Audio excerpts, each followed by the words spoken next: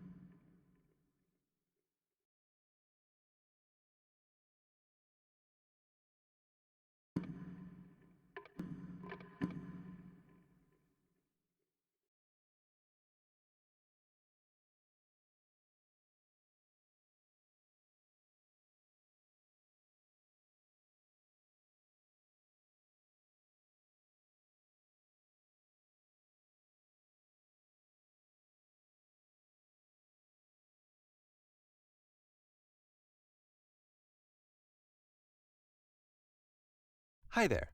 Thank you very much for playing the Beginner's Guide. My name is Davey Reedon. I wrote the Stanley Parable, and while that game tells a pretty absurd story, today I'm going to tell you about a series of events that happened between 2008 and 2011. We're going to look at the games made by a friend of mine named Coda. Now, these games mean a lot to me. I met Coda in early 2009 at a time when I was really struggling with some personal stuff, and his work pointed me in a very powerful direction. I found it to be a good reference point for the kinds of creative works that I wanted to make. So just to start you off, this is, I think, the first game he ever made. It's a level for Counter-Strike. You can walk around here, by the way. And mostly it's just Coda learning the basics of building a 3D environment. But what I like is that even though he starts from the simple aesthetic of a desert town, he then scatters these colorful abstract blobs and impossible floating crates around the level. And of course, it destroys the illusion that this actually is a desert town, and instead this level becomes a kind of calling card from its creator. It's like a reminder that this video game was constructed by a real person. And it kind of makes you wonder, what was going through his head as he was building this?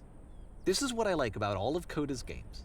I mean, not that they're all fascinating as games, but that they are all going to give us access to their creator. I want us to see past the games themselves. I want to get to know who this human being really is. And that's exactly what we're going to do here. So, it's 2008, Coda starts making these games, and he never releases any of them. He doesn't put them onto the internet, he just makes them and then immediately abandons them, and they sit on his computer forever.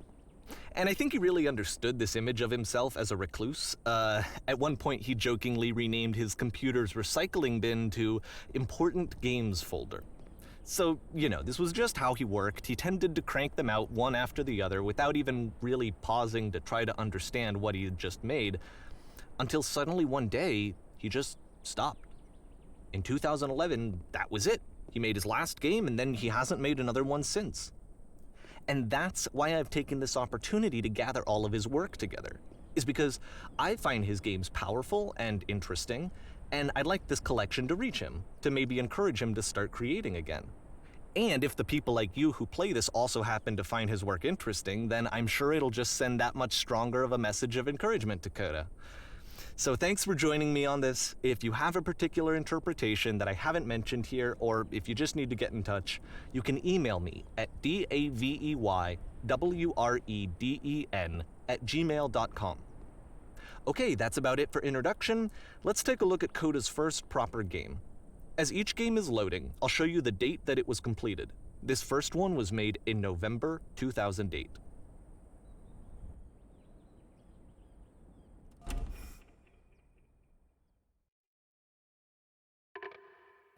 I wasn't done, so we're gonna have to figure out a way to free explore. I'm sure it's possible, but I'm gonna have to figure that out.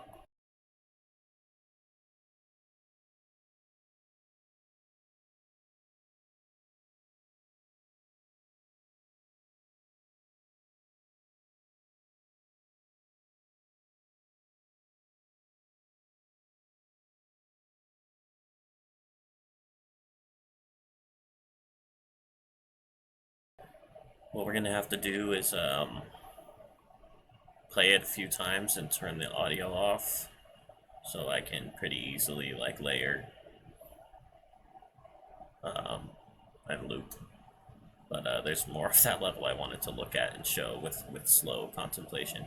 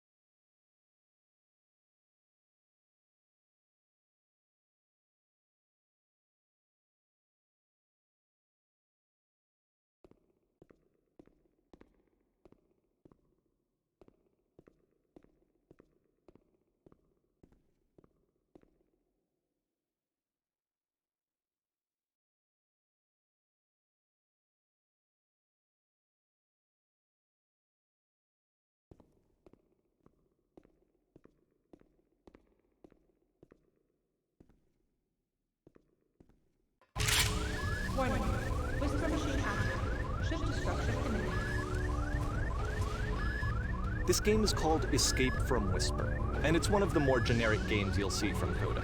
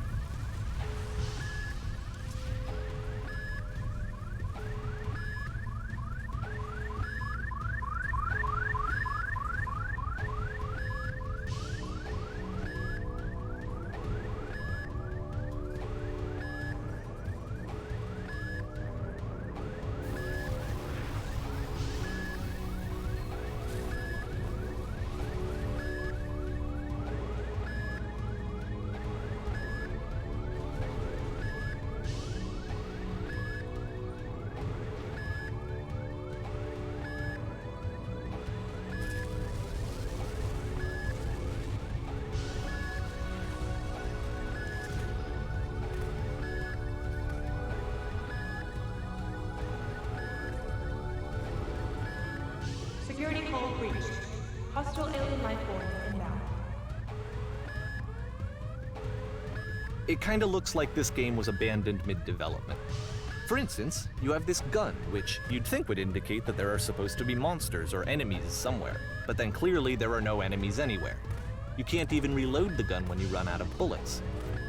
But ultimately we don't really know. Maybe Coda thought that actually it was complete the way that it is. And I think that we should talk about his games for what they are, rather than for what they're not. Enemy force neutralized. Begin shift activation.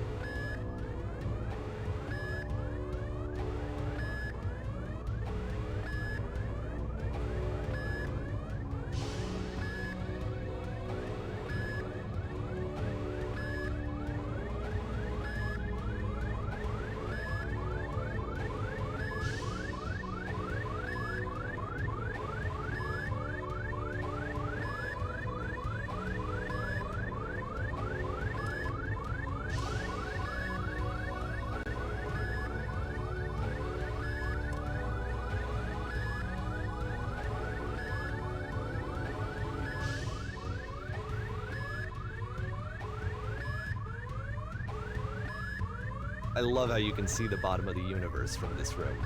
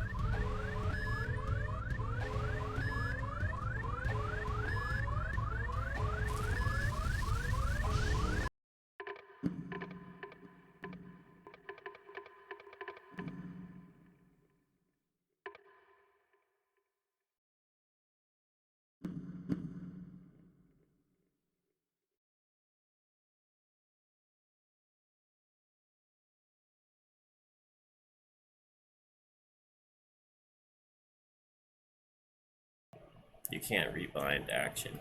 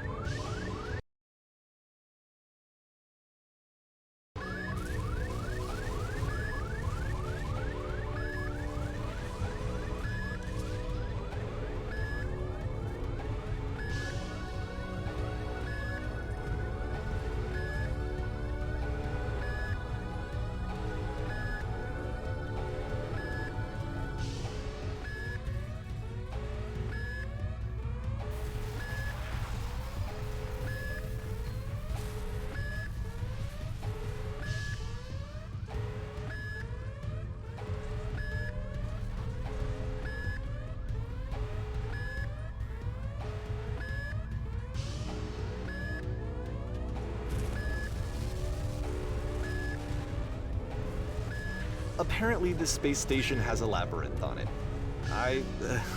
Sure, I don't know. There's really no reason for it that I've ever been able to discern, so in the interest of time, I'm just gonna skip you on past it.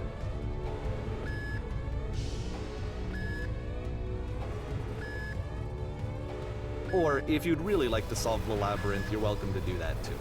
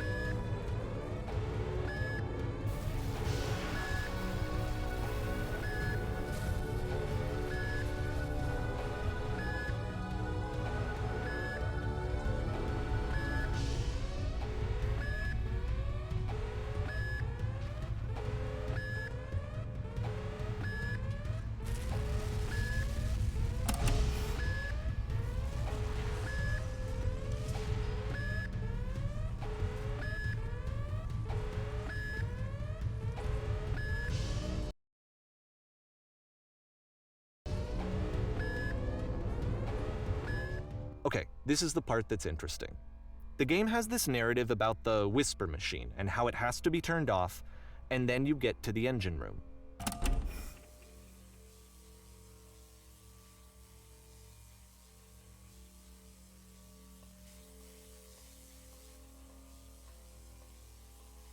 Hey, you there, in the engine room.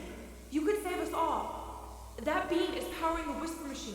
We could disrupt it by introducing a great enough heat signature. If your body could stop the beam. It's so much to ask, but for all of our lives, would you do it? Could you give yourself?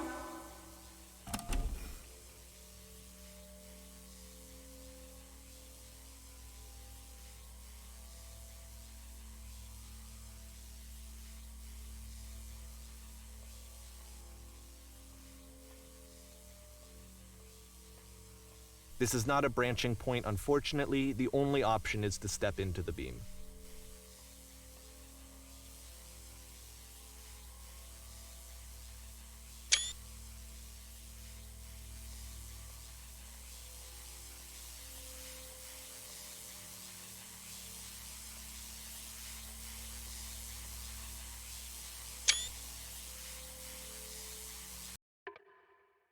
Ready?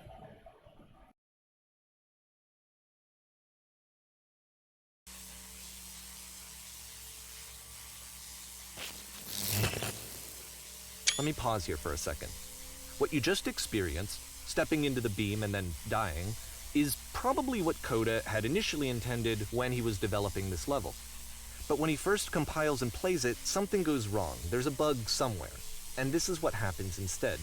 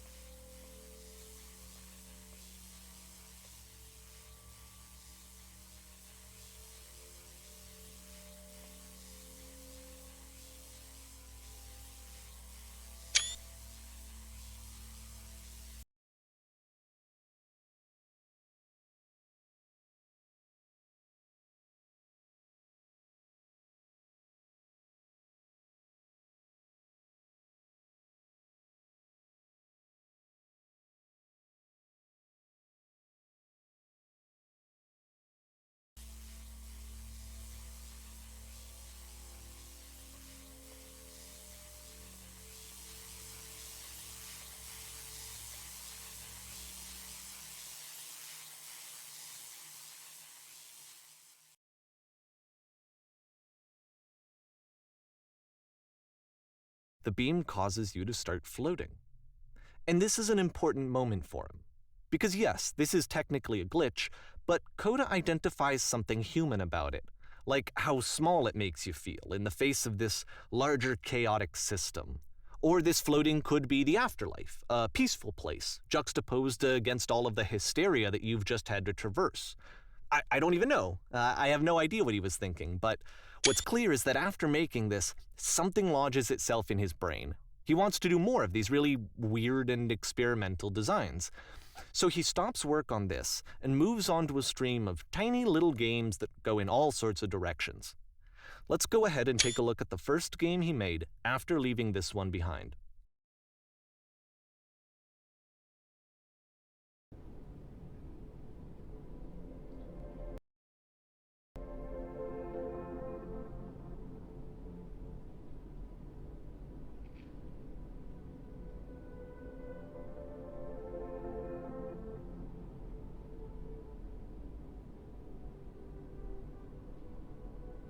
So try walking backwards.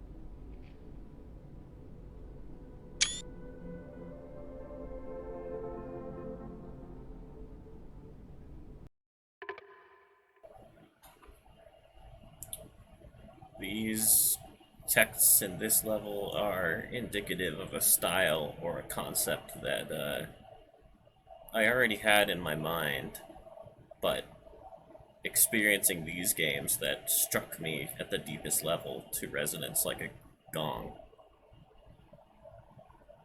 catalyzed it brought it forth into a surface operating system space through which to convey and to channel the internal, really the Zen direct pointing to human mind with these expressive shapes, the texture and the color and the flavor of what's being said, of either verbal or nonverbal narrative and narration, which is it's the core central nucleus on which everything I do with compilation and with art comes.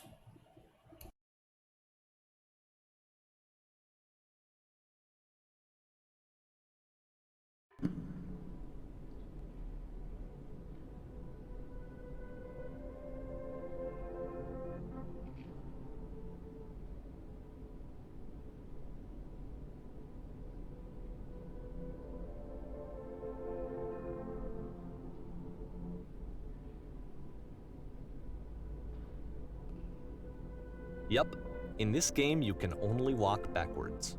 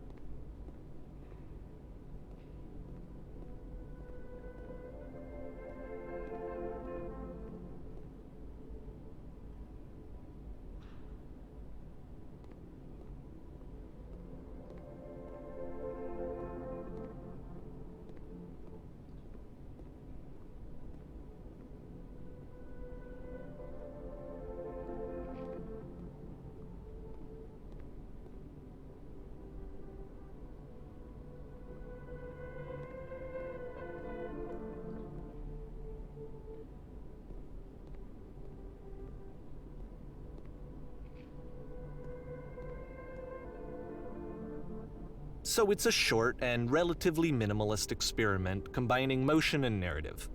It is less advanced than the previous game, but actually it seems to be more focused, more complete. Code is trying to give it a unique voice rather than simply basing it on a pre-existing trope.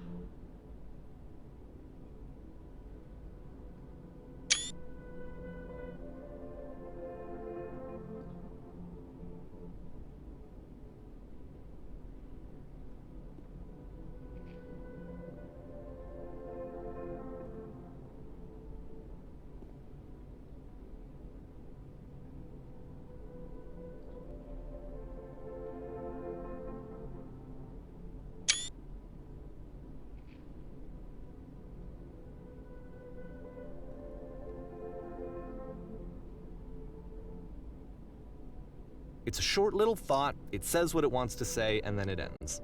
Didn't need anything more than that. Which to me is why it works, because it gets out quick. Okay, next one.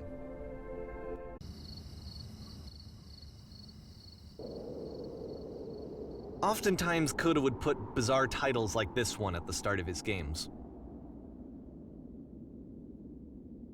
I wish I'd known him at the time that he was making these early games. He would really only talk to me about his work as he was making it. Once he stopped work on a game, that was it. It was dead to him. And I don't agree with that at all, but what are you gonna do?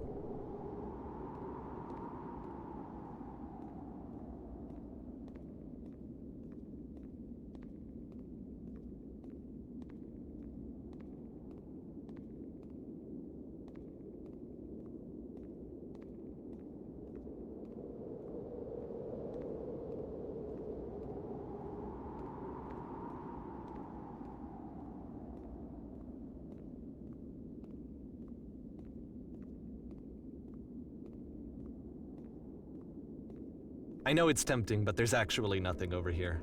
Sorry.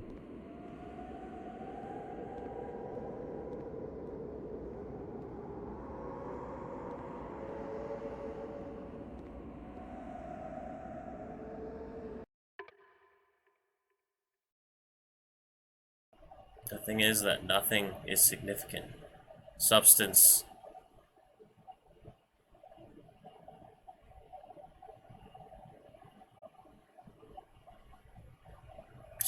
is background.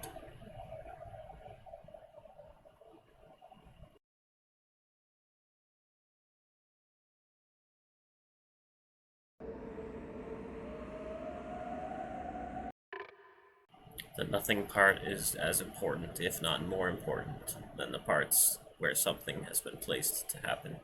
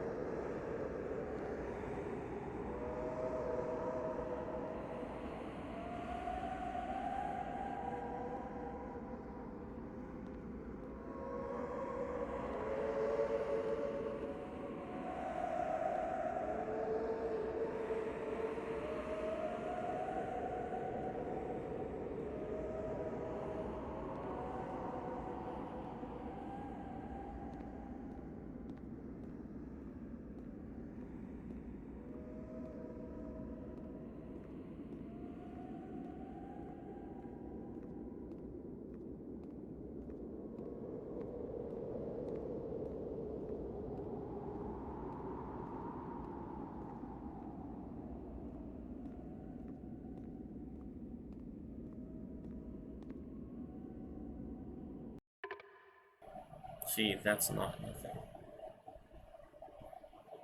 The view of this angle, as it appears as two pillars, is important.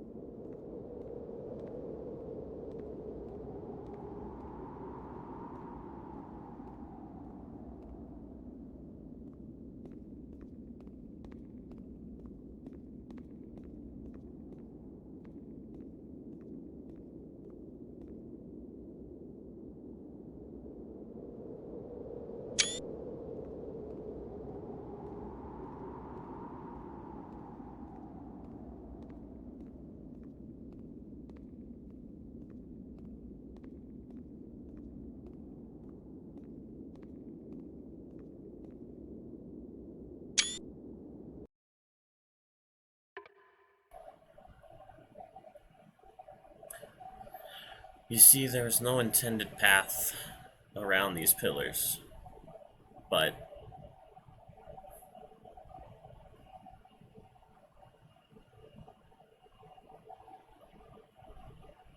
it still feels like the circle around them that I just took is the way this level was built.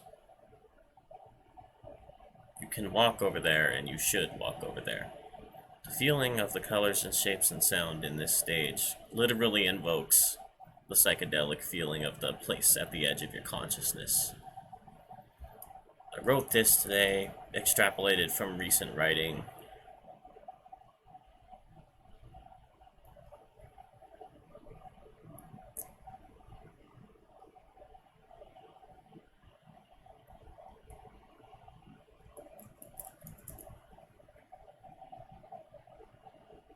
I am having a dream in which I see something legendary. Quote, the edge of where you're conscious. New line, quote, a beautiful view from high, high up and far. New line, quote, pure beauty. I was journey flying to the edge of the atmosphere, infinite upward soar. I will always watch even if I'm sleeping. My gaze is eternal, my gaze is huge.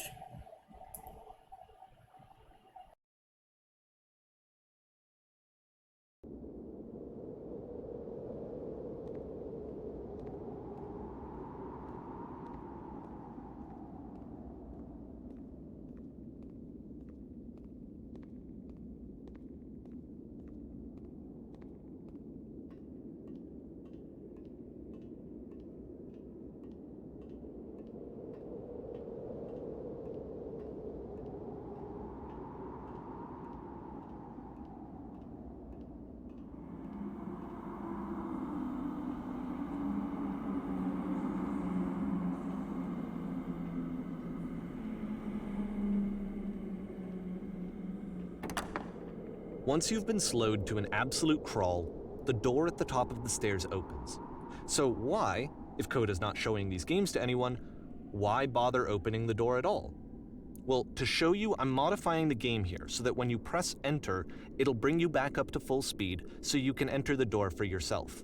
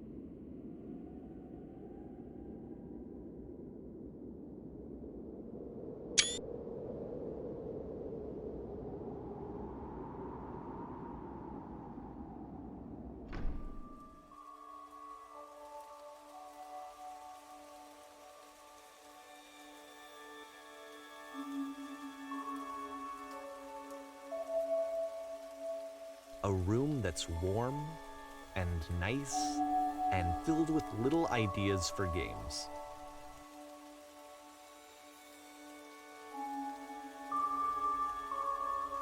Coda would often tell me that he didn't mind if people thought of him as cold or distant. He said that he knew that he was actually a vibrant and compassionate person, but that it takes time to really see that. It can be a very slow climb to get there.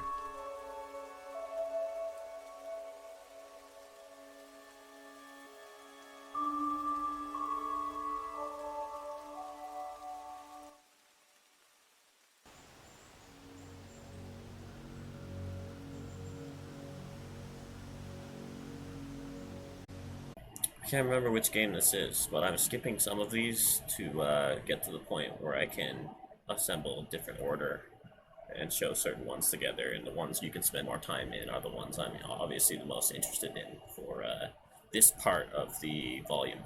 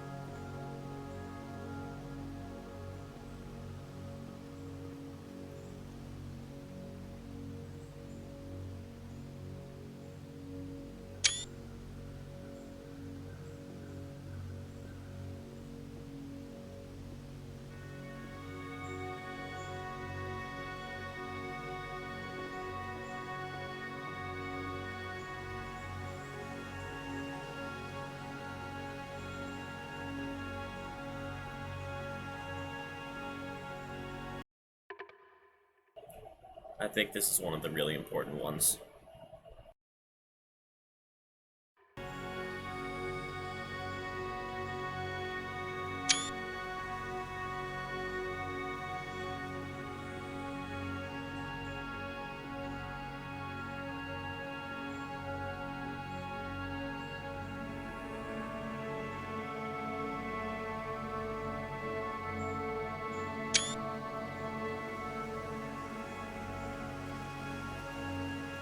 Well, this is new for Coda. It's an actual puzzle. Go ahead and see if you can solve it.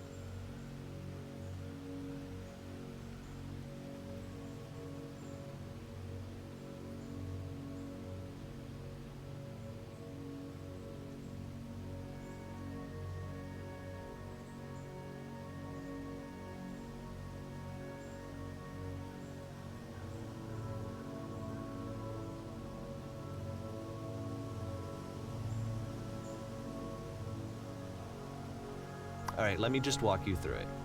You're gonna hit the switch on the outside to open the door, then hit the same switch and walk through the door before it closes.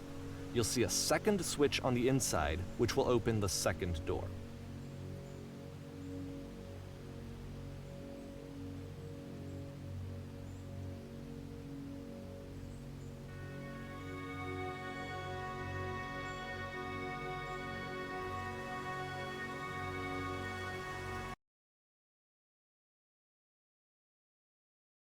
Instead of hesitation, this door uses the opposite. It uses direct intention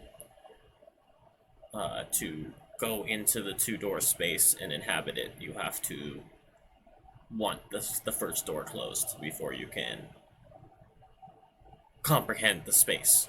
Unlike hesitating at the boss's office door, where you do the opposite. You bamboozle the door. In this case, the door bamboozles you.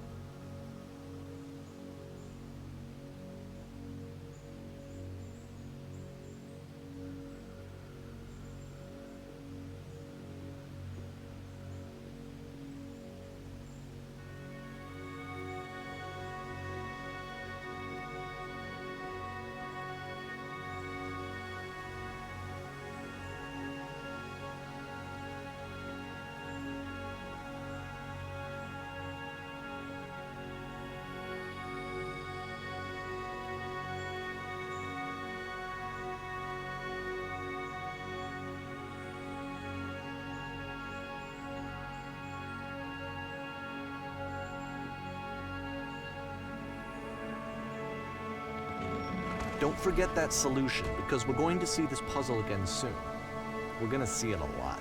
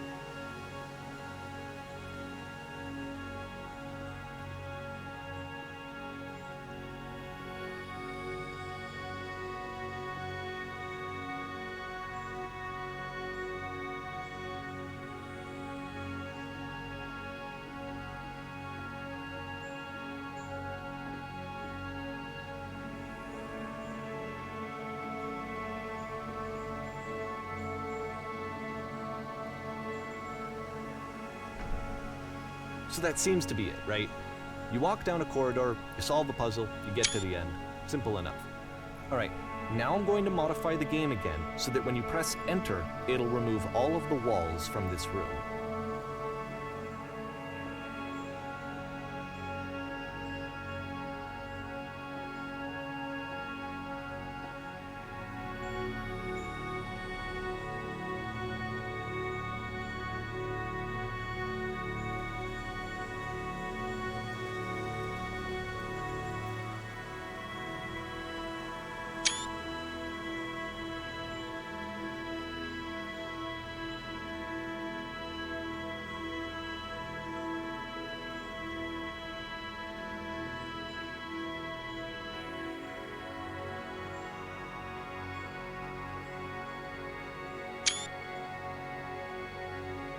How about that?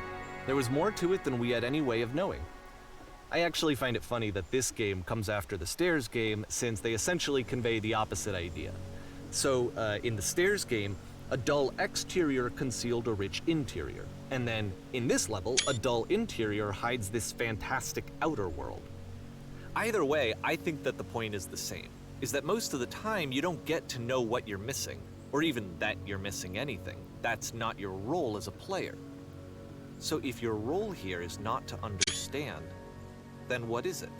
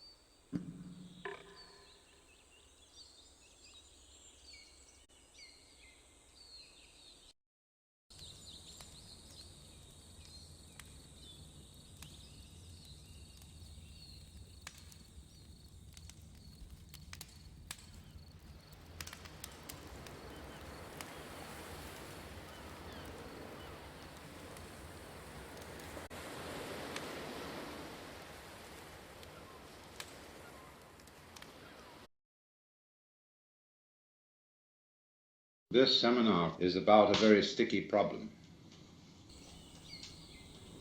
The problem to which the Buddha primarily addressed himself, which is that of agony, suffering. But before we get into that, we have to be clear about certain basics. And these basics have to do not so much with concepts and ideas as they do with a state of mind. You could call it also a state of feeling, a state of sensation, a state of consciousness. And we need to understand that, even be in that, before we can really go very far. And this is an extraordinarily difficult state of mind to talk about, even though in its nature it's extremely simple. Because it is in a way like we were when we were babies, when we hadn't been told anything and didn't know anything other than what we felt, and we had no names for it. Now, of course, as we grow older, we learn to differentiate one thing from another, one event from another, and above all, ourselves from everything else. Well and good, provided you don't lose the foundations. Just as mountains are differentiated, but they're all based on the earth, so the multiple things of this world are differentiated. But they have, as it were, a basis. There is no word for that basis, not really, because words are only for distinction. And so there can't really be a word, not even an idea, of the non-distinction. We can feel it, but we can't think it. But we don't feel it like an object. You feel you're alive. You feel you're conscious, but you don't know what consciousness is, because consciousness is present in every conceivable kind of experience. It's like the space in which we live, which is everywhere. It's like a fish being in water, and presumably a fish doesn't know it's in the water, because it never goes out. A bird presumably knows nothing of the air, and we really know nothing of consciousness, and we pretend space isn't there. So, however, when you grow up and become fascinated, which is really the right word, spellbound, enchanted, by all the things that adults wave at you, you forget the background. And you come to think that all the distinctions which you've been learning are the supremely important things to be concerned with. You become hypnotized, just in the same way as when the beak of a chicken is put to a chalk line, it gets stuck on that line. And so when we are told to pay attention to what matters, we get stuck with it, and that's what in Buddhism is called attachment. Attachment doesn't mean that you enjoy your dinner, or that you enjoy sleeping, or beauty. Those are responses of our organism in its environment, as natural as feeling hot near a fire or cold near ice. So are certain responses of fear or of sorrow. They are not attachment. Attachment is exactly translated by the modern slang term hang-up. It's a kind of stickiness, or what in psychology would be called blocking, when you are in a state of wobbly hesitation, not knowing how to flow on. That's attachment, what is meant by the Sanskrit word klesha. So when the chicken has its beak put to the chalk line, it's got a hang-up. It's stuck on that line. And so in the same way, we get a hang-up on all the various things that we're told as we grow up by our parents, our aunts and uncles, our teachers, and above all, by our peer group. And the first thing that everybody wants to tell us is the difference between ourselves and the rest of the world, and between those actions which are voluntary and those which are involuntary, what we do on the one hand and what happens to us on the other. And this is, of course, immensely confusing to a small child, because it's told to do all sorts of things that are really supposed to happen, like going to sleep, like having bowel movements, like loving people, like not blushing, stopping being anxious, and all sorts of things like that. So what happens is this. The child is told in sum that we, your parents, elders and betters, command you to do what will please us only if you do it spontaneously. And no wonder everybody's completely confused. We go through life with that burden on us.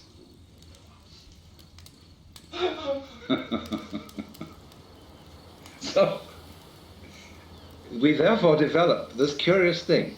We develop a thing which is called an ego. Now, I've got to be very clear to you what I mean by an ego. An ego is not the same thing as a particular living organism. For my philosophy, the particular living organism, which is inseparable from a particular environment, that is to say, from the universe as centered here and now, there's something real. It isn't a thing. I call it a feature of the universe. But what we call our ego is something abstract, which is to say, it has the same order and kind of reality as an hour, or an inch, or a pound, or a line of longitude. It is for purposes of discussion. It is for convenience. In other words, it is a social convention that we have what is called an ego. But the fallacy that all of us make is that we treat it as if it were a physical organ, as if it were real in that sense, when in fact it is composed, on the one hand, of our image of ourselves. That is our idea of ourselves, as when we say to somebody, you must improve your image.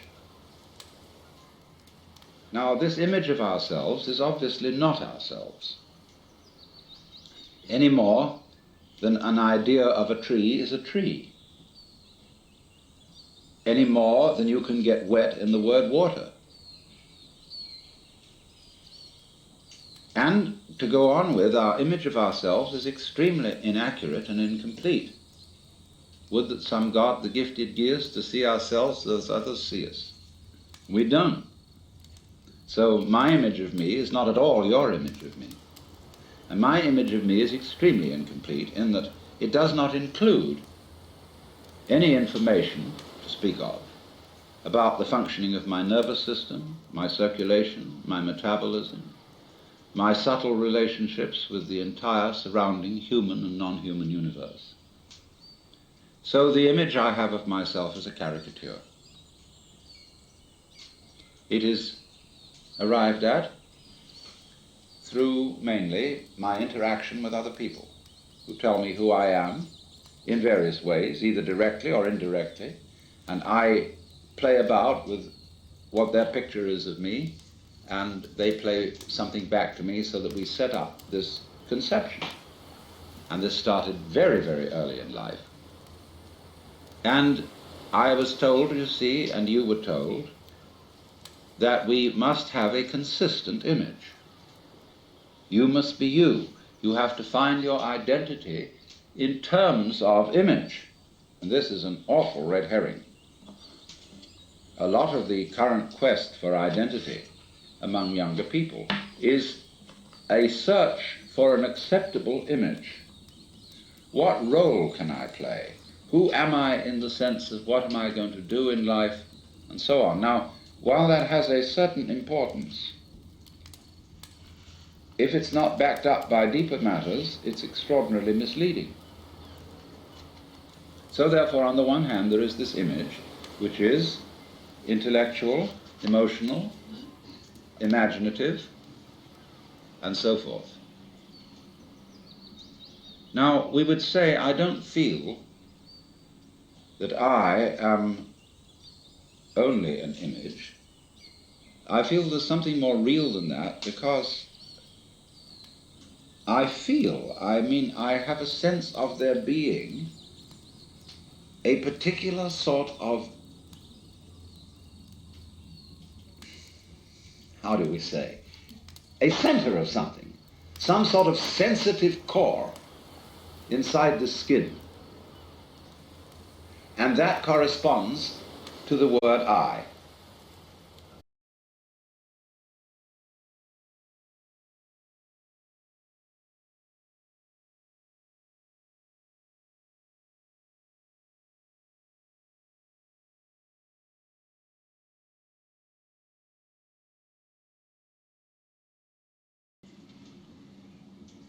Now, we would say, I don't feel that I am only an image. I feel there's something more real than that, because I feel, I have a sense of there being a particular sort of, how do we say, a center of something, some sort of sensitive core inside the skin. And that corresponds to the word I. Let's take a look at this. Because the thing that we feel as being myself is certainly not the whole body. Because a lot of the body can be seen as an object. In other words, if you stand, stretch yourself out, lie on the floor, and turn your head and look at yourself, you can see your feet and your legs and all this up to here, and finally it all vanishes, only there's a sort of a vague nose in front. And you assume you have a head because everybody else does, and you've looked in a mirror, and that told you you had a head, but you could never see it, just like you can't see your back. So you tend to put your ego on the side of the unseen part of the body, the part you can't get at, because that seems to be where it all comes from, and you feel it. But what is it that we feel? Because if I see clearly, and my eyes are in functioning order, the eyes certainly are not conscious of themselves. There are no spots in front of them, no defects, in other words, in the lens or in the retina or in the optic nerves that give hallucinations. So also, therefore, if my ego, my consciousness is working properly, I ought not to be aware of it as something sort of there, being a nuisance in a way in the middle of things, because your ego is awfully hard to take care of. Well, what is it then that we feel? Well, I think I've discovered what it is. It's a chronic, habitual sense of muscular strain, which we were taught in the whole process of doing spontaneous things to order. When you're taking off in a jet plane, and the thing has gone rather further down the runway than you think it should have without getting up in the air, you start pulling at your seatbelt. Get this thing off the ground. Perfectly useless. So in the same way, when our community tells us, look carefully, now listen, pay attention, we start using muscular strains around our eyes, ears, jaws, hands, to try to use our muscles to make our nerves work, which is, of course, futile. And in fact, it gets in the way of the functioning of the nerves. Try to concentrate. And then when we try to control our emotions, we hold our breath, pull our stomachs in, or tighten our rectal muscles to hold ourselves together. Now pull yourself together! Immediately, what are you to do? What does a child understand by that? He does it muscularly, pulls himself together. This is useless. So everybody chronically pulls themselves together, so that it's so funny if you get a person to just lie on the floor and relax. But there's the floor under you, as firm as can be, holding you up. Nevertheless, you will detect that the person is making all sorts of tensions, lest he should suddenly turn into a nasty jello on the floor. So that chronic tension, which in Sanskrit is called sankocha, which means contraction, is the root of what we call the feeling of the ego. So that, in other words, this feeling of tightness is the physical referent for the psychological image of ourselves. So that we get the ego as the marriage of an illusion to a futility. Even though the idea of an I with a name, with a being, is naturally useful for social communication, provided we know what we're doing and take it for what it is. But we are so hung up on this concept that it confuses us, even in the proposition that it might be possible for us to feel otherwise. Because we ask the question, if we hear about people who have transcended the ego, well, we ask, how do you do that? Well, I say, what do you mean? You, how do you do that? Because the you you're talking about doesn't exist. So you can't do anything about it. Any more than you can cut a cheese with a line of longitude.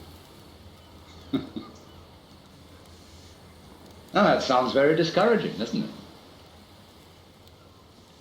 But let's suppose now you are babies again, and you don't know anything. Now, don't be frightened, because anything you know you can get back later. But for the time being, here is our awareness. And let's suppose you have no information about this at all and no words for it. And that my talking to you is just a noise.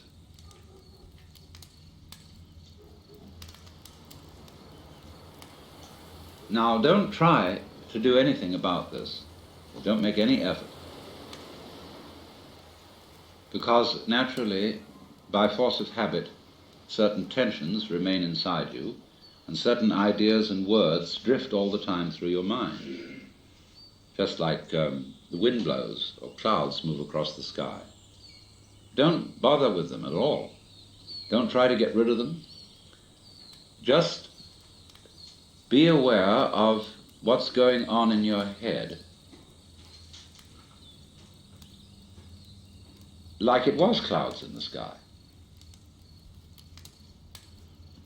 or the crackling of the fire.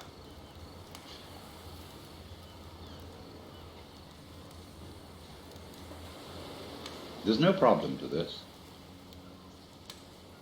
All you have to do, really, is look and listen without naming, and if you are naming, never mind. Just listen to that.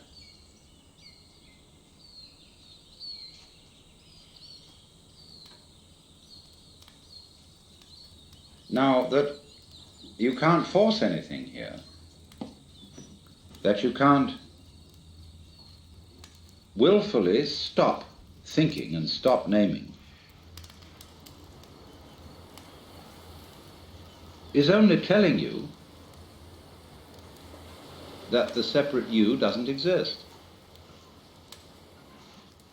It isn't a mark of defeat. It isn't a sign of your lack of practice in meditation.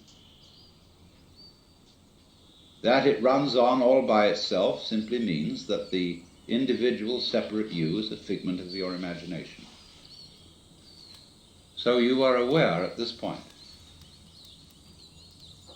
of a happening. Remember, you don't know anything about the difference between you and it. You haven't been told that. You've no words for the difference between inside and outside, between here and there. And nobody has taught you that what you see out in front of you is either near or far from your eyes. Watch a baby put out a finger to touch the moon.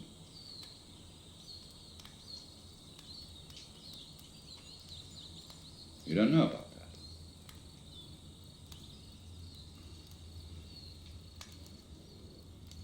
Just,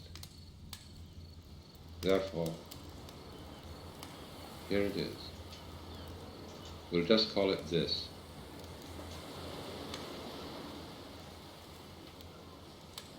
And if you will feel it, the going on, which includes absolutely everything you feel.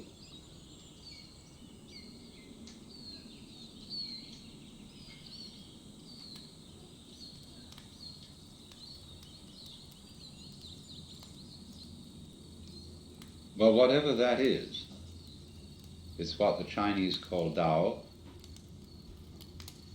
what Buddhists call suchness, or tathata.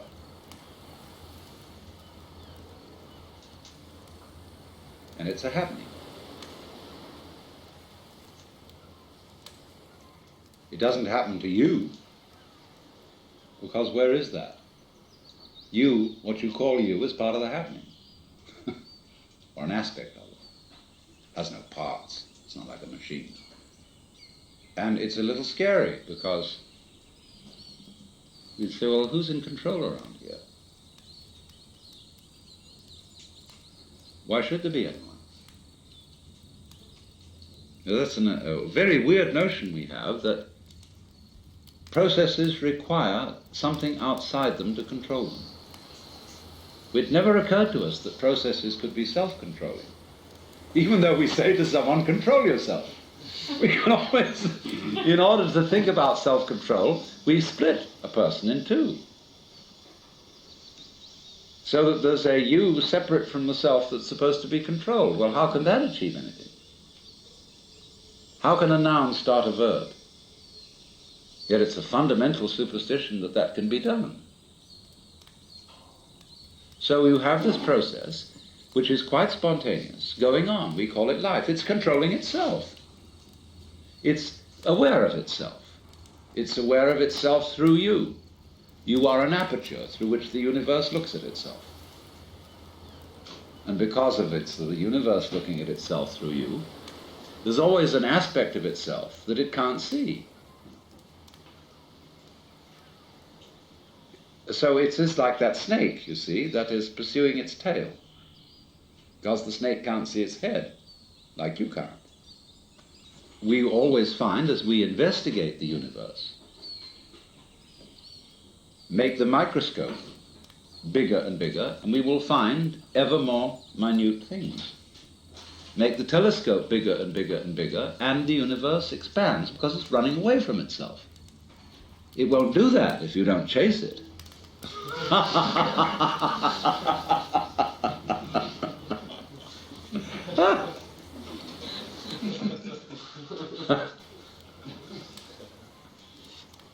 So, it's a game of hide and seek.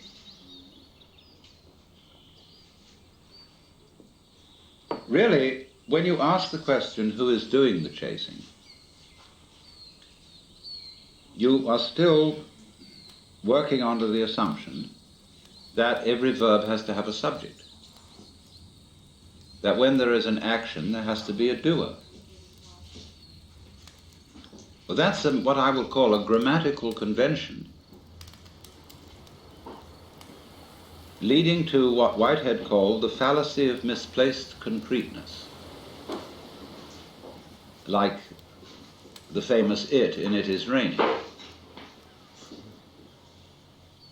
So when you say, there cannot be knowing without a knower. This is merely saying no more than there can't be a verb without a subject. And that's a grammatical rule and not a law of nature. Anything you can think of as a thing, as a noun, can be described by a verb. And there are languages which do that. It sounds awkward in English. But face it, when you look for doers as distinct from deeds, you can't find them. Just as when you look for stuff underlying the patterns of nature, you can't find any stuff, you just find more and more patterns. There never was any stuff, it's a ghost. What we call stuff is simply patterns seen out of focus, and it's fuzzy, so we call it stuff. You know, that K-pop. So, we have these words: energy, matter, being, reality, even Tao. And we can never find them. They always elude us entirely. Although we do have the very strong intuition that all this that we see is connected or related. So we speak of a universe, although that word really means one turn. It's your turn now. Or like you make one turn to look at yourself, but you can't make two turns and see what's looking. So it's very simple, therefore. You only have to understand that you can't do anything about it. And as they say in Zen, you cannot take hold of it, but you can't get rid of it. And in not being able to get it, you get it. So all these trials that gurus put their students through have as their ultimate object convincing you that you can't do anything. Only it's convincing you very thoroughly. It's convincing you in more than a theoretical way. Now perhaps I shouldn't tell you that. But you see, I'm not a guru, in that I don't give individual spiritual direction to people. And I give away the guru's tricks. That may not be very good, but on the other hand, those tricks are only necessary in the sense that I would say to someone, it's necessary for you to go to a psychiatrist if you think you must. And if you're not going to be satisfied without going to Japan and studying Zen Buddhism from a Roshi, okay, you better go. It isn't necessary unless you say it is. If that's the only thing that'll satisfy you, and you feel that deep down inside you. If you've got that yen, therefore you've got that yen. But if on the other hand you haven't, you haven't. And I'm not going to put you down on that account, you see. The point is, what do you want to do? What is it in you to do? But there it is, that you can struggle and struggle and struggle, and indeed will do so, as long as you have the feeling inside you that you're missing something.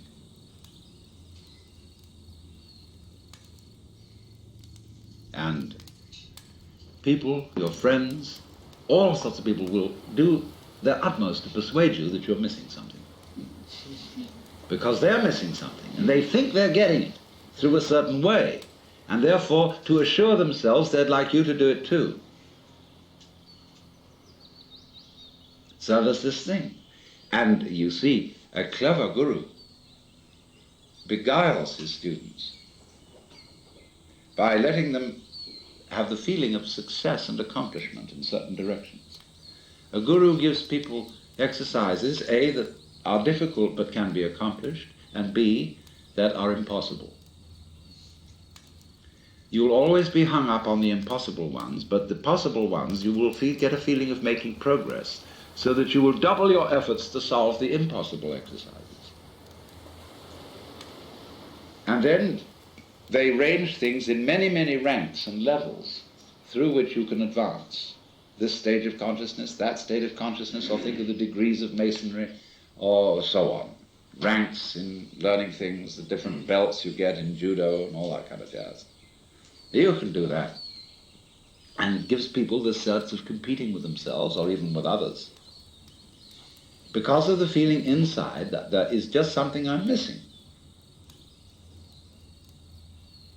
And of course, if you are learning any sort of skill and you haven't perfected the skill, there is indeed something you're missing. But in this thing that we're talking about, that isn't true. Because you, as the Buddhists say, are Buddhas from the very beginning. And all that searching is like looking for your own head, which you can't see and therefore might conceivably imagine that you're lost. So that indeed is the point, that we don't see what looks, and therefore we think we've lost it. And so we're in search of the self, the Atman. Well, that's the one thing we can't find, because we have it. We are it. But we confuse it with all these images. So therefore, if you understand perfectly clearly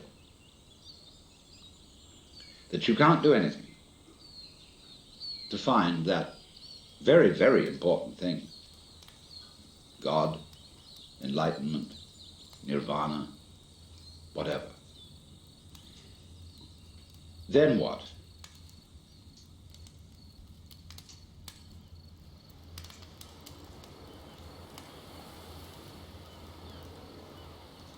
Well, I find, it's so stupid, because even if I tell myself, well, there's nothing I can do about it, why did I say that? You see? Why did I say that? Why did I go out of my way to tell myself there's nothing I can do about it? Because in the back of my mind there was a funny little feeling that if I did tell myself that, something different would happen. See? All right. So even that doesn't work. Nothing works. Now, when absolutely nothing works, where are you? Well, here we are. I mean, there's this feeling of something going on. Now, the world doesn't stop dead when there's nothing you can do. There's something happening. Now, just there, that's what I'm talking about. There's the happening. When you are not doing anything about it, you're not doing anything about it, you just can't help it. It goes on despite anything you think or worry about or whatever. Now, there is the point, right there. And remember, although you will think at first that this is a kind of determinism, there are two reasons why it isn't. One, there is nobody being determined. Now, other people think of determinism as the direction of what happens by the past, the causation of what happens by the past. Now, if you will use your senses, you will see that that is a hallucination. The present does not come from the past. If you listen, and only listen, close your eyes, where do the sounds come from, according to your ears?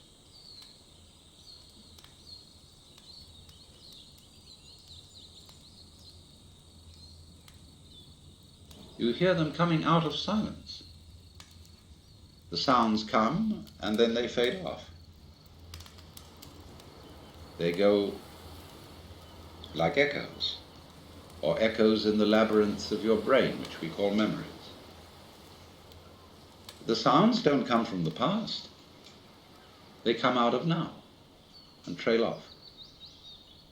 You can do that later with your eyes.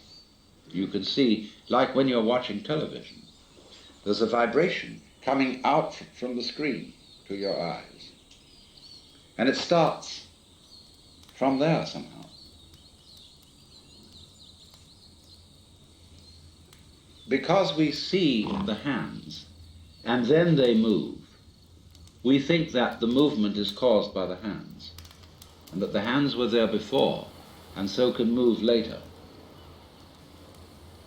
We don't see that our memory of the hands is an echo of their always being now. They never were, they never will be, they're always now. So is the motion. And that is recollected is the trailing off echo like the wake of a ship. And so just as the wake doesn't move the ship, the past does not move the present, unless you insist that it does. And if you say, well, naturally I'm always moved by the past, that's an alibi. And it completely fails to explain how you ever learn anything new. That's why all the psychologists, who are mostly behaviorists, are completely bogged down in trying to find a theory of learning. Because according to the theory of learning that we have, everything that new that you assimilate is really only learned when translated into terms of what you already know. So in that sense, learning becomes like a library which increases only by the addition of books about books already in it. A lot of libraries are indeed like that. So that's what we call scholasticism. So then, you become aware that this happening isn't happening to you because you are the happening. The only you there is what's going on. Yeah, feel it. And disregard these stupid distinctions that you've been taught. I mean, stupid relatively speaking. And feel it genuinely. When you feel it genuinely, you get down to rock bottom, all that isn't there. That's a game that's been erected on it.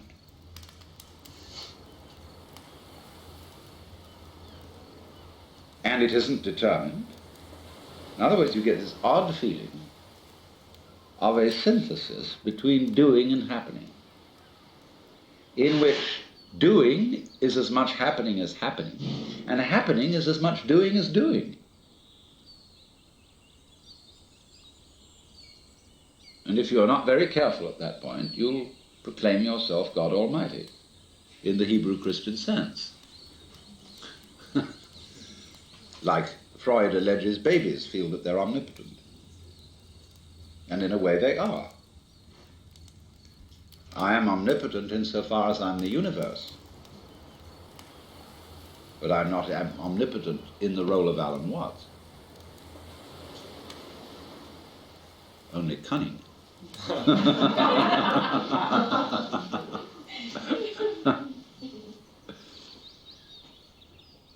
So now then, this sensation of the happening is basic to all we want to explore.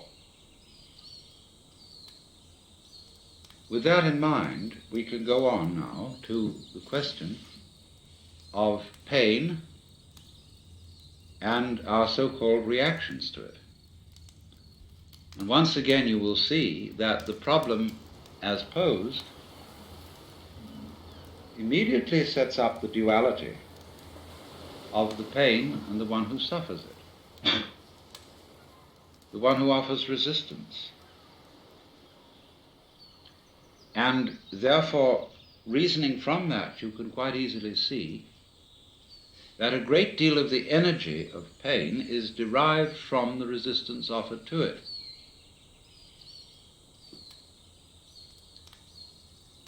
And that resistance takes very many forms, not only of attempts to get away from a pain which is present. Let's suppose you tried to run away from a migraine headache.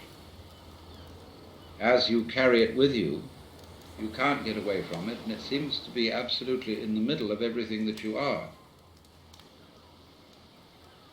So that however much you thresh and resist, the pain goes with the threshing. Other forms of pain are problematic to a large extent because of our prior anxiety about them and because of the valuations that we put on them. And we may as well start from that point. And what we very largely dislike about people in pain is the noise they make. When I challenged R.H. Blythe and said, "You're a vegetarian, but don't you realize that plants have feelings?" He said, "Yes, I do, but they don't scream so loudly." And so, say in a hospital or any place like that, it is taboo to scream, because you must understand that hospitals and any institution of that kind is run for the convenience of the staff. All institutions are. And so everything is done in such a way as to interiorize, localize pain. Of course, in a way that makes it worse.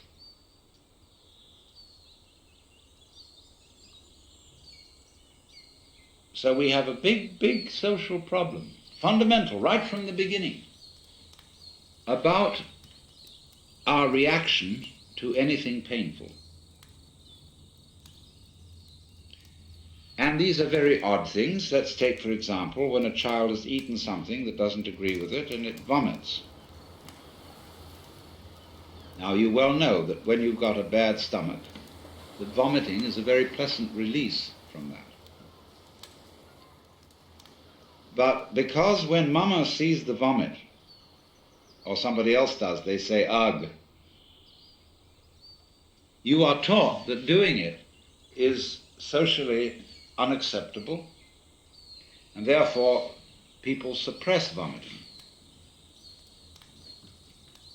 and learn from their parents that it's nasty, just as they learn that excrement is nasty, and just as they learn to worry about disease and death. Now, there really isn't anything radically wrong with being sick or with dying. Who said you're supposed to survive? Who gave you the idea that it's a gas to go on and on and on? And we can't say that it's a good thing for everything to go on living from the very simple demonstration that if we enable everybody to go on living, we overcrowd ourselves. That we're like an unpruned tree. And so therefore, one person who dies in a way is honorable because he's making room for others.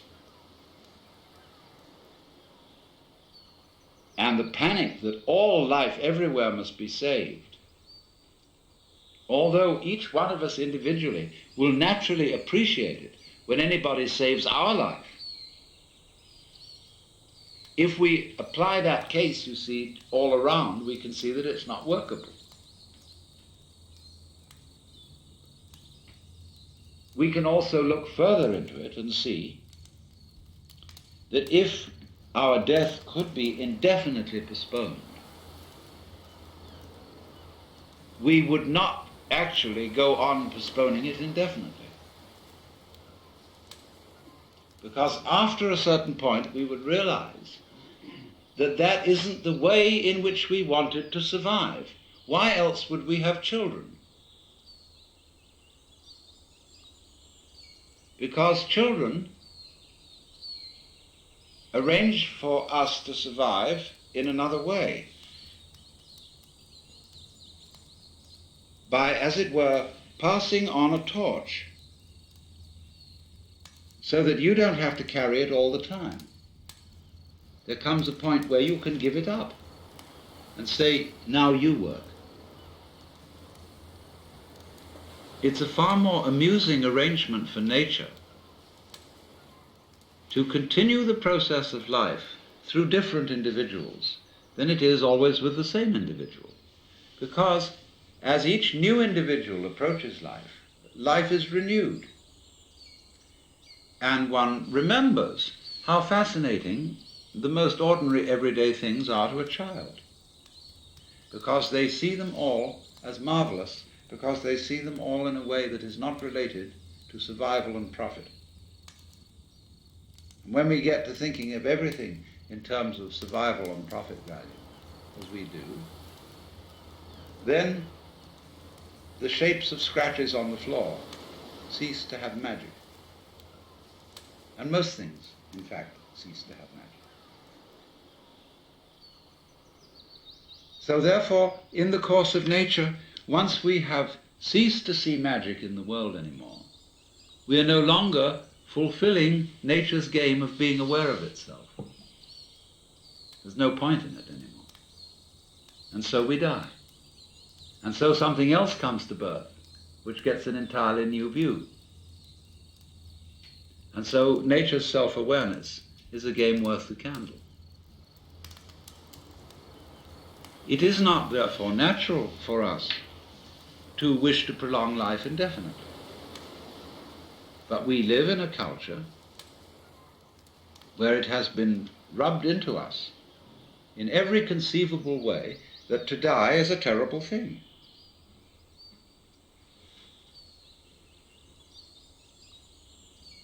And that is a tremendous disease from which our culture in particular suffers.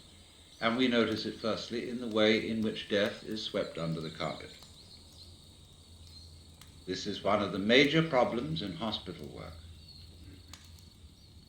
When a family conspires with the doctor to keep from grandmother the knowledge that she is dying. Grandmother suspects that she is dying, but probably doesn't really want to know for sure. And her family talk with her in such a way as to say, well, it'll be, you'll probably be getting all right in a few weeks. And won't it be nice to be able to do this, that, and the other? Because they have this funny feeling that it's important to build up courage and hope. And so they become liars, and a mutual mistrust develops. Because once you are playing the game on that level, you tend to play the mistrust on other levels. And so the person is left to die alone, suddenly, unprepared, and doped up to the point where death hardly happens.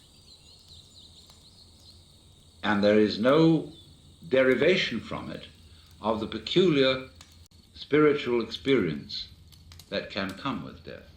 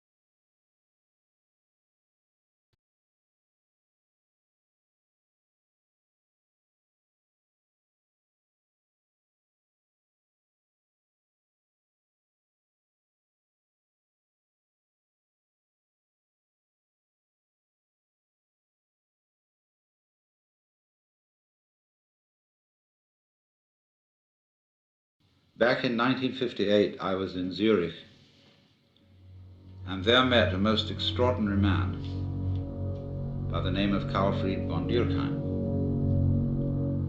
He was a former German diplomat who had studied Zen in Japan. And when he came back after the war, he opened a meditation school and retreat in the Black Forest. And he said, well, I tell you what, a lot of my work has to do with people who went through spiritual crises during the war. And he said, you know, we all know that when a person's in an absolutely extreme situation and they accept it, there is a possibility of a natural satori. And that's what I mean when I was explaining that when one gets to an extreme, that is to say, to the point where you realize that there is nothing you can do about life, nothing you could not do about life, then you're the mosquito biting the iron bull. Well, so in the same way he said, look, you heard a bomb coming at you. You could hear it whistle, and you knew it was right above you and headed straight at you and that you were finished. And you accepted it. And suddenly, there was a strange feeling that everything is absolutely clear. You suddenly see that there isn't a grain of dust in the whole universe that's in the wrong place.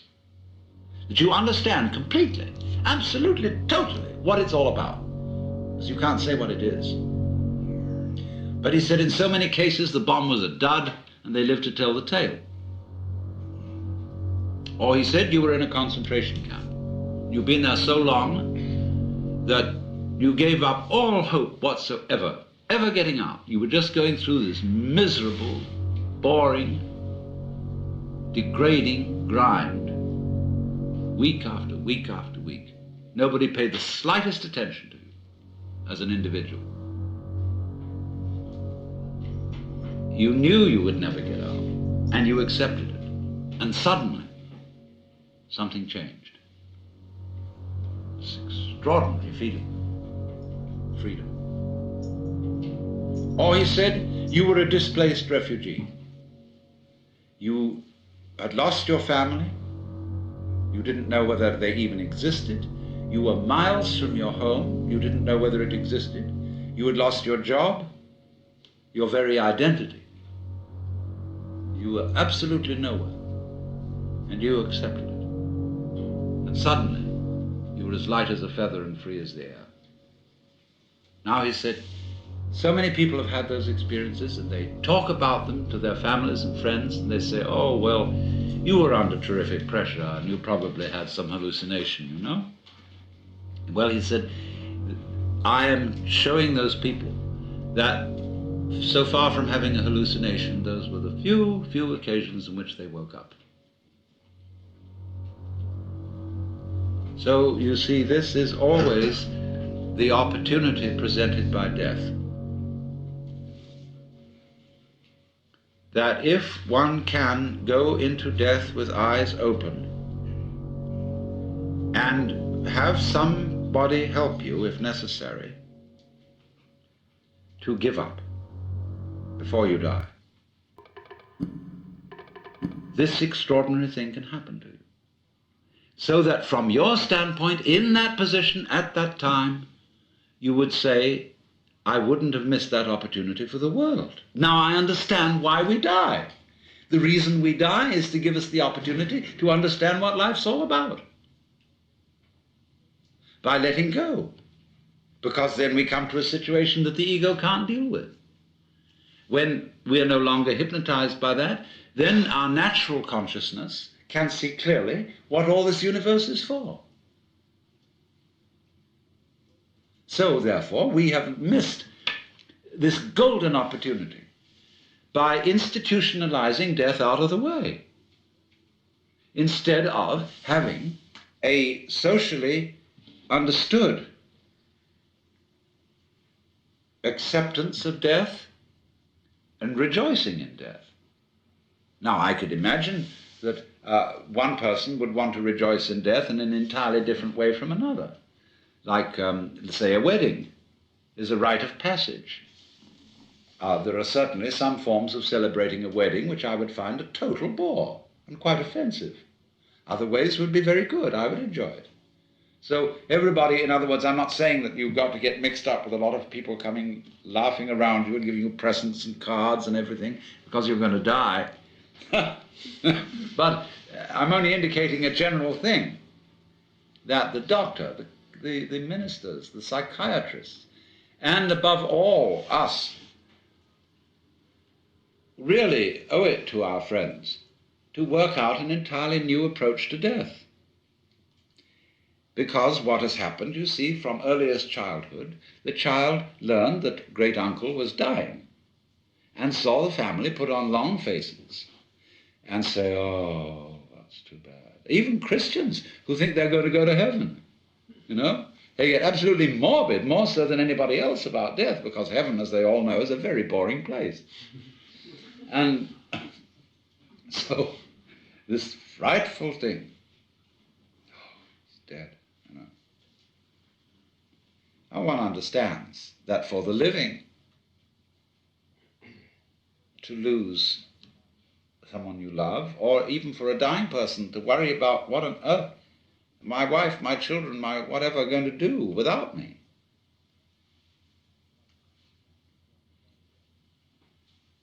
One can understand a certain worry in that. But nobody is indispensable. And there comes a point when you have to say, I'm sorry, but I am completely going to abandon responsibility for anything. Because there is no further way I can do it. This is another way of that surrender.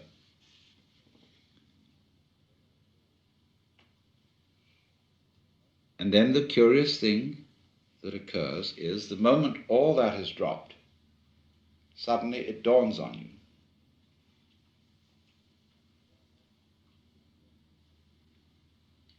that to be important, existence does not have to go on any longer than a moment. Quantitative continuity is of no value. How long can you hold your breath? Who cares?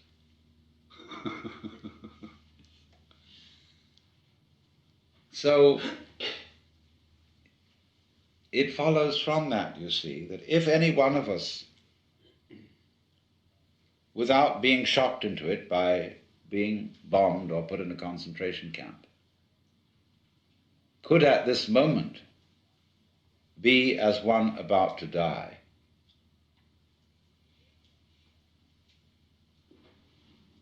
genuinely and honestly,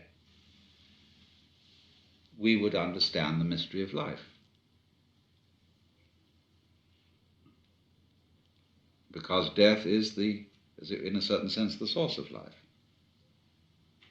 Just as we see in nature, when the leaves fall from the trees, they mold and rot, and this supplies humus from which more plants can grow. It's a cycle like that.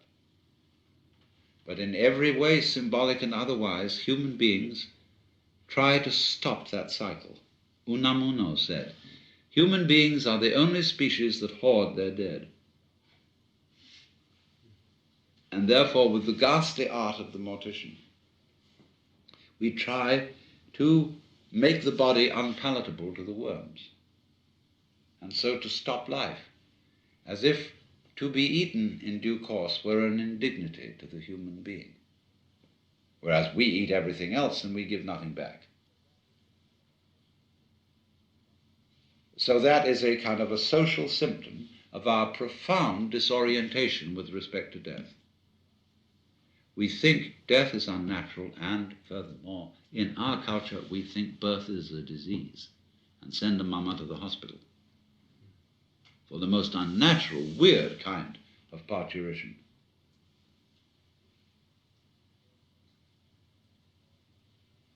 In other words, more and more one regards the healthy and inevitable and natural transformations of the body as pathological. I can imagine, people having sexual intercourse on an operating table to be sure that the whole thing is hygienic. You know, everything about us like that is become over interfered with by specialists, and less the province of our own preferences. It's very, very hard indeed to die in your own way without some blasted bunch of relatives come fussing around and insisting that you go to a hospital, that you get fixed with the tortures of being fed through tubes and things to keep you alive indefinitely and waste the family savings. It's even a crime to commit suicide. Now, this is simply nonsense. It's this perfect panic to survive at all costs. Now,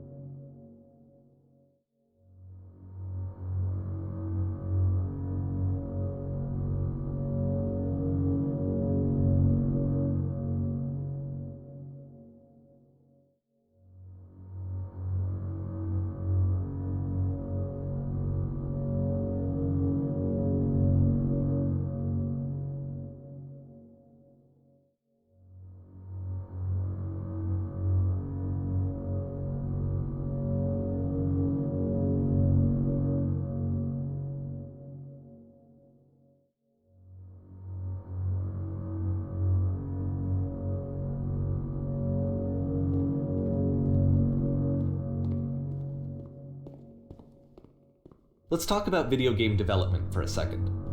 Every video game runs on what's called an engine, which determines what the game can and cannot do. So in other words, the engine is a set of tools for game development.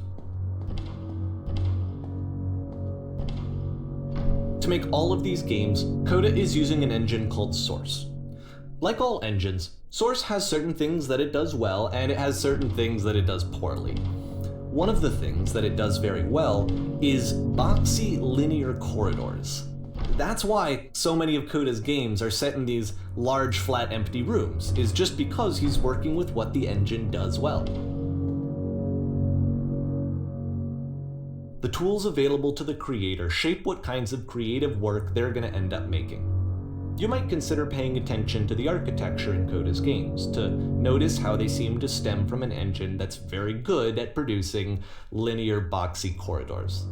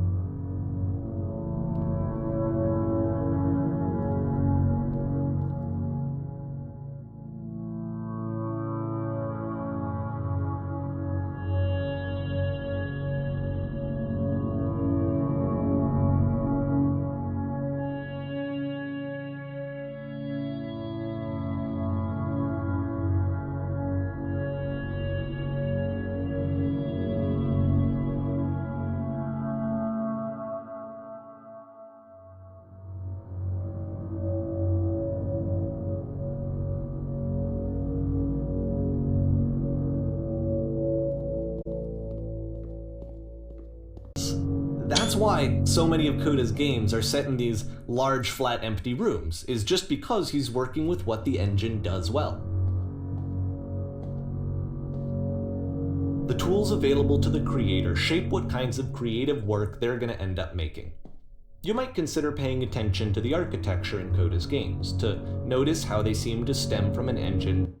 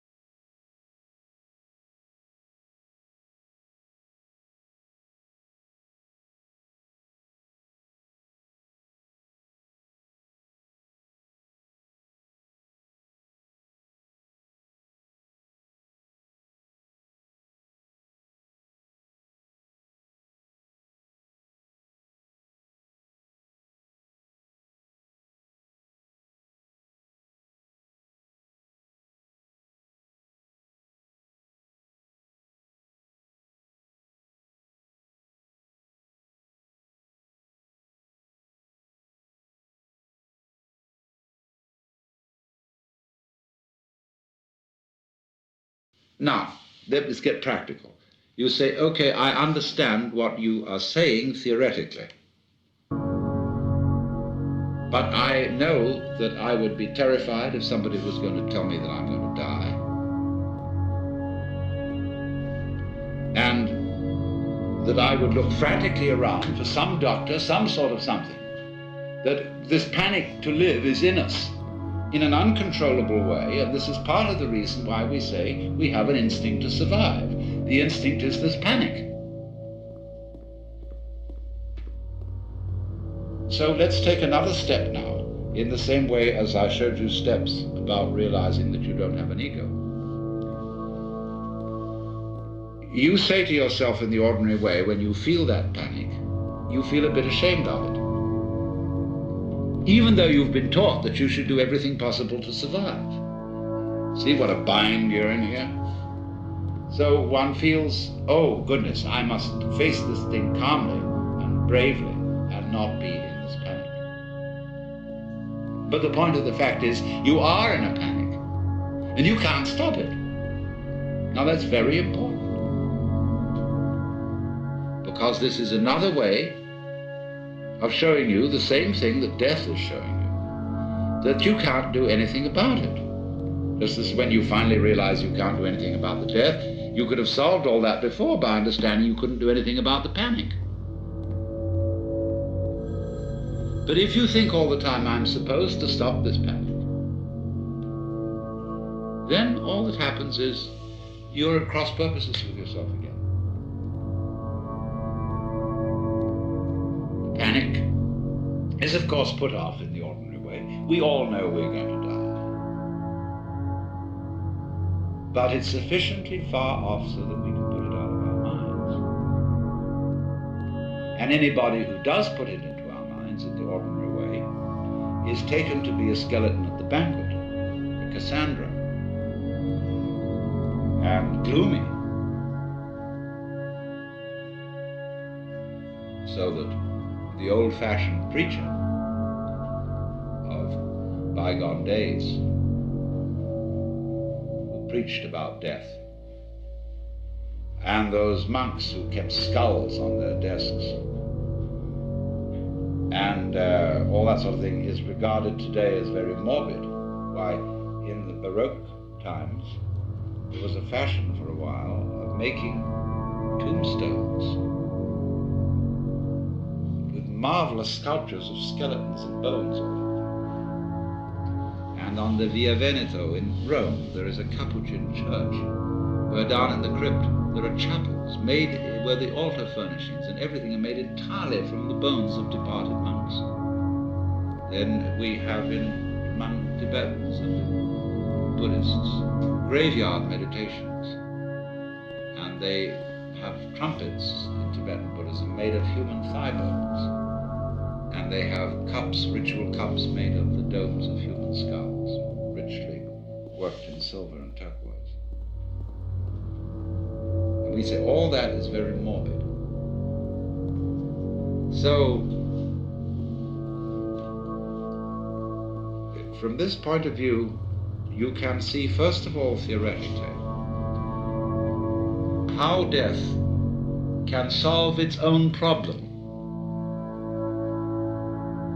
Now, if you say, I can only see it theoretically, and I can't go the whole way with you, then I will ask you, what is blocking you?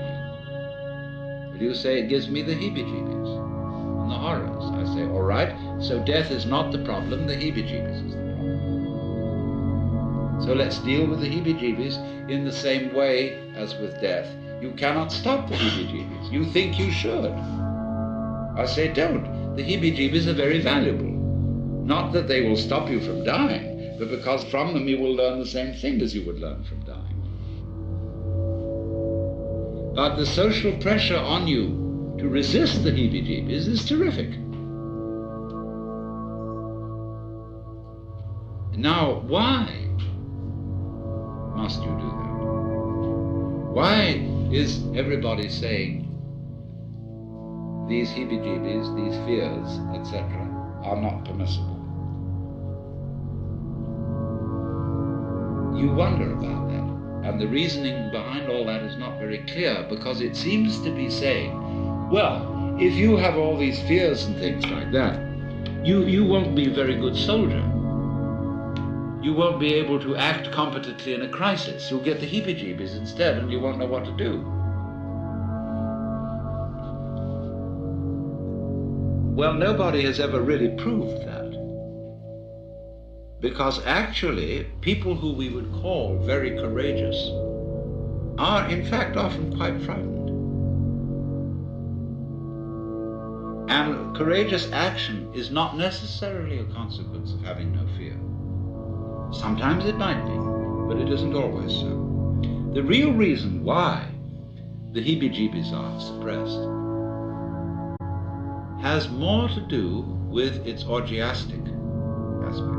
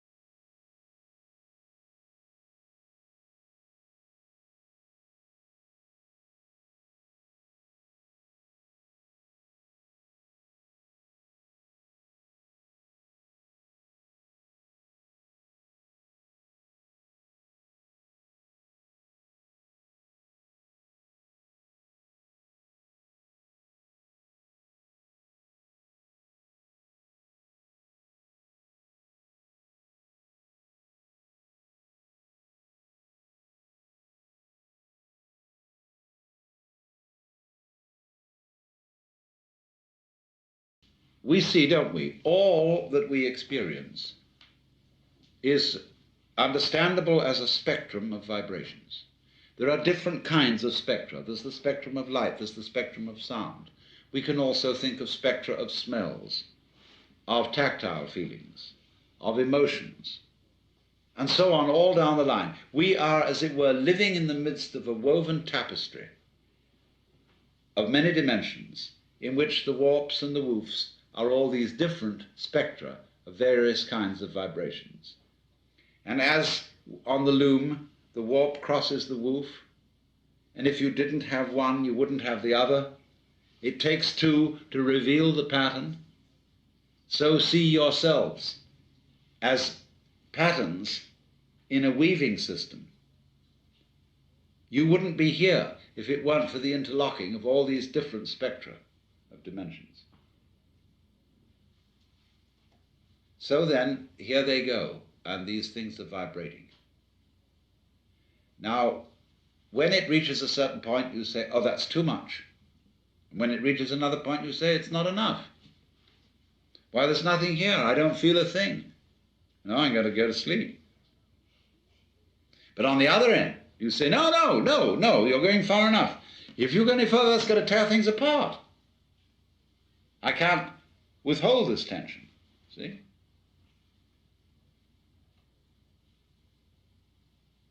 Now, so some people will say, all right, now relax, relax, relax, take it easy, take it easy. But often you see the point is you can't do that. So then, what I will say to the person who cannot relax, I will stress his tension. Go the other way. In other words, go with the line of least resistance. Say, okay, you're tense about all this. Now let's get really tense. Let's scream, no, no, no, no, no. See, get violent inside. This is not to happen, see? But so that one way or the other, you see, it doesn't matter which you go, you'll begin to get into this thing, which is what is happening when the boat of life begins really to rock. Get rocking with it by whatever way is open. But you are not going to force the issue here. Instead of saying to you, you should be doing it another way than you're doing it, I will be saying, now find out the way you must do it and go that way. Now, this is a general principle of an art, and we will find there is a kind of, there are limits to this art and how it can be used and so forth. But once the general principles are clear, there aren't many serious problems left. That if you begin to look at it in that way, you will begin to realize that ecstasy, by one road or another, is inevitable. That indeed ecstasy is, in a way, the nature of existence. There is a universe for the simple reason that it's ecstatic. What else is all this fireworks about? It is just like music in this ecstatic thing going off. And you have to be certainly careful in a little way here that any initiation into a deep wisdom is apt at first to demotivate you. You think, what the hell am I doing? And all these projects and building this up and that up, or doing something to save the world, or so on and so forth. Well, why, the whole thing is nonsense. Yes. If you stick there, that's what they call in Mahayana Buddhism the Pratyeka Buddha. That means the private Buddha, as distinct from Bodhisattva, who comes back into everyday life, as they say, for the liberation of all other sentient beings. Because when you know that all this is all right anyway, and that the situation is inevitable ecstasy, I mean, you're going to get it one way or another. And you say, well, what was all the fuss about, you know? The fact remains that a lot of people just don't know that. and are really hating life, not knowing how to handle hate. And if you are at a certain point, you know those other people are you. They're like you had an extended body and all these were nerve ends on the end of it, you see.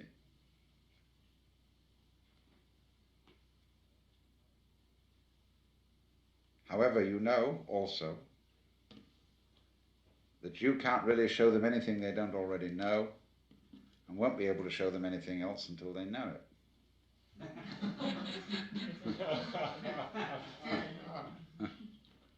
But then the question, what shall I do, has now disappeared. It should have disappeared in the beginning, because there wasn't any real I, there was just the happening.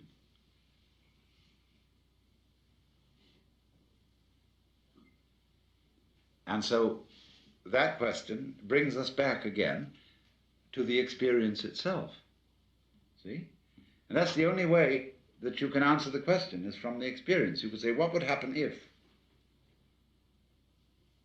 The answer is only, you must feel it, then you will know.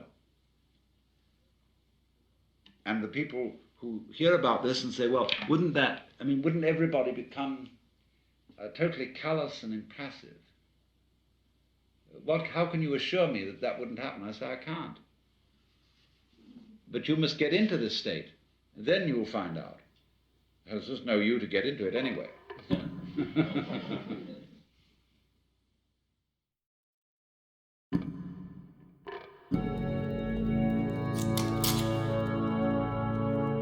Here, Coda begins using a kind of dialogue system that he fashioned out of the engine's chat capabilities. Use the 1, 2, 3 buttons on your keyboard to respond.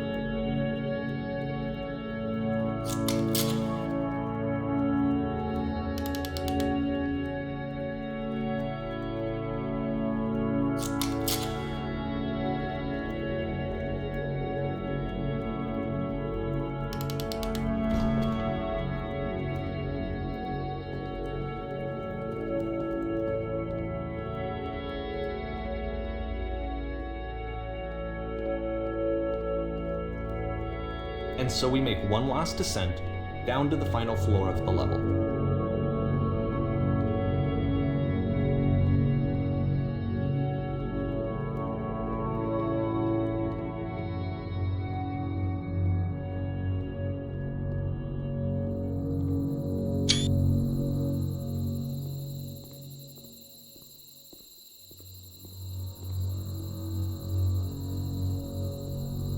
It's a lamppost.